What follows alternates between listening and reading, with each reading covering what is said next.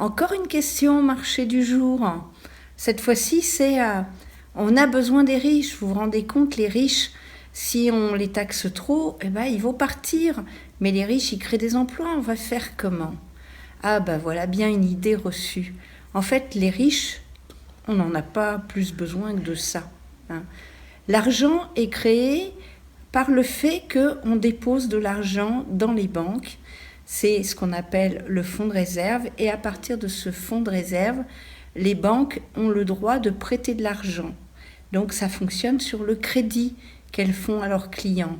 C'est pareil, la Banque centrale européenne prête de l'argent aux banques parce qu'elle a un certain crédit. Elle pense que les banques vont pouvoir la rembourser. Cet argent est mis en service dans l'économie réelle et une partie s'en va dans les placements financiers. Certains placements financiers ont leur utilité quand ils correspondent à du commerce réel. Mais en fait, la part de l'argent qui circule au niveau international et qui vraiment correspond à des biens échangés, par exemple du blé, par exemple des matières premières, elle est extrêmement minime par rapport aux sommes énormes qui circulent partout. Et ces sommes qui circulent partout, elles représentent un véritable danger pour nous tous. Et d'ailleurs, si vous remarquez bien, on n'a pas cessé d'avoir des crises économiques de plus en plus graves, la dernière étant celle de 2008. Donc, en fait, les très riches représentent plus un danger pour nous tous qu'un réel apport au bien-être des populations et aux besoins des peuples.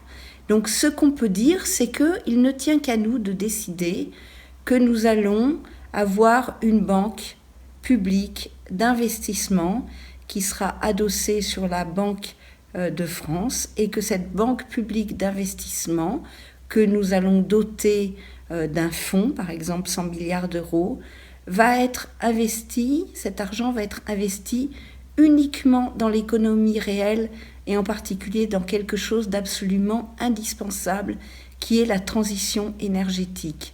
Si nous mettons cet argent dans la transition énergétique, finalement, tout le monde s'en portera mieux. Il y aura moins d'émissions de gaz à effet de serre. Les plus pauvres pourront se chauffer correctement sans avoir des factures d'électricité qu'ils n'arrivent plus à payer. Et finalement, s'il y a des mouvements de panique sur les marchés financiers, toutes les valeurs réelles que nous aurons pu développer grâce à notre épargne commune, elles existeront bel et bien, alors que des sommes immenses se seront volatilisées parce qu'elles ne correspondent à rien, si ce n'est à la croyance de ceux qui les placent ou de ceux qui les achètent. Donc c'est très important de comprendre que l'argent est un symbole que les êtres humains ont développé entre eux pour pouvoir échanger, mais que l'argent n'a pas toujours existé, qu'aux temps les plus anciens, les gens, par exemple, avaient comme symbole d'échange des coquillages ou des cailloux, enfin des choses très matérielles qui leur permettaient d'avoir une comptabilité de ce qu'ils se devaient mutuellement et que la seule valeur attribuée était la valeur de la parole donnée. On sait aussi que dans le haut Moyen-Âge, c'était les seigneurs qui battaient monnaie et pour éviter les contrefaçons et les fraudes, tous les 3-4 ans, ils récupéraient toutes les pièces et ils faisaient fondre ces pièces et ils faisaient des nouvelles pièces avec une nouvelle effigie. Les anciennes pièces n'avaient plus cours. Donc les gens n'avaient aucun intérêt à garder de l'argent, de la monnaie. Les gens avaient intérêt à placer leur richesse dans ce qu'on appelle l'économie réelle.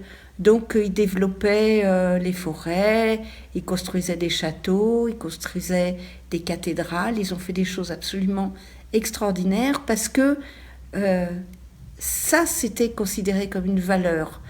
La monnaie, comme elle fondait, elle perdait un petit peu de son poids, donc un petit peu de sa valeur quand elle était refondée, finalement, c'était pas intéressant d'en garder tant que ça, c'était intéressant d'en avoir pour échanger, pour faciliter la comptabilité mais pas pour la conserver.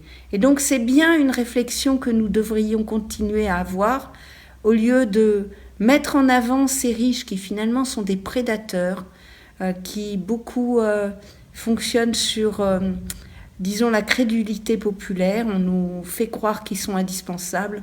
Eh bien non, on peut très très bien vivre sans eux. On ne peut pas vivre par contre sans l'ensemble de la population, sans ceux qui sont dans la recherche, sans ceux qui travaillent au jour le jour, sans ceux qui se défoncent pour nous faire une nourriture de qualité, sans ceux qui enseignent à nos enfants, sans ceux qui nous soignent. Donc c'est vraiment à nous tous de savoir quel choix voulons-nous faire pour notre société. Est-ce que nous voulons privilégier le bien-être de tous et le respect de l'environnement? Et dans ces cas-là, nous pensons à l'avenir commun et nous remettons l'argent à sa place. C'est un symbole d'échange et ça doit rester un symbole d'échange. Ou bien nous rentrons dans cette espèce de folie contemporaine qui glorifie les très riches, qui met en avant des valeurs qui n'en sont pas, qui est dans le tape à l'œil, qui est dans la frime, et tout ce système va s'effondrer un jour ou l'autre.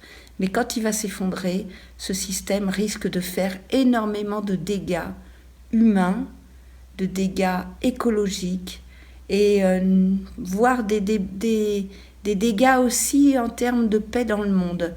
Et donc nous avons vraiment besoin de réfléchir tous ensemble, très rapidement, à quelles sont nos vraies priorités, quelles sont nos vraies valeurs, et à nous mobiliser pour que ces valeurs soient remises au premier plan. C'est le sens de notre programme, l'avenir en commun.